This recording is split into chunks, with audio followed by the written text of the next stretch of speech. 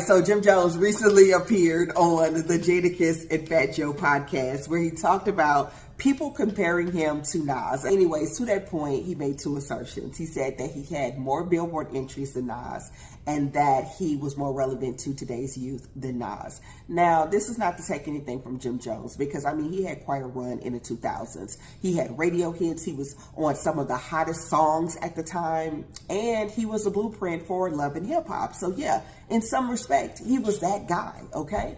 But when we talk about Billboard entries, maybe Jim Jones is referring to a smaller chart because there are many charts that exist within Billboard. You have radio, you have streaming, you have rap and hip hop, you have R&B, you have different charts that exist in that. But when you talk about the two biggest ones, he's wrong. So right after the interview, Billboard released an article to clarify some things, and mainly regarding the Hot 100 singles chart, which represents the hottest singles in the country across all genres. And then the Hot 200 album chart, which represents the hottest albums in the country across all genres. Now, with Jim Jones for the Hot 100, he had two songs that entered that chart. One that hit the top 10, no number ones. Now, with the Hot 100 with Nas, he had 27 songs that entered that chart.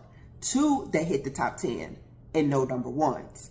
When it comes to the Hot 200 album charts, Jim Jones had 9 albums that entered that chart.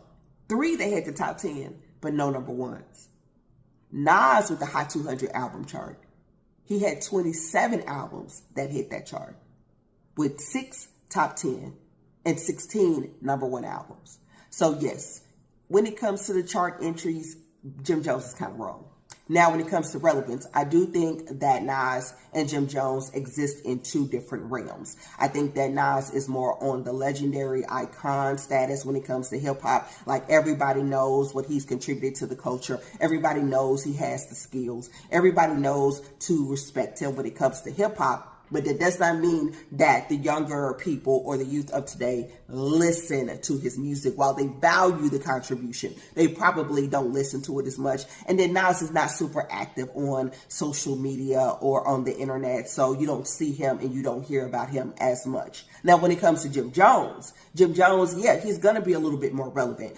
He had that run in the 2000s, which is probably when a lot of these kids were either coming up or they were born. And then he is still very active on social media. He's going viral for going back and forth with some, different artists. And he's probably still putting out music that resonates with them. And unfortunately, he is still dressing like the youth, okay? Like, I mean, that's one thing I feel like he can hang up, but it is what it is.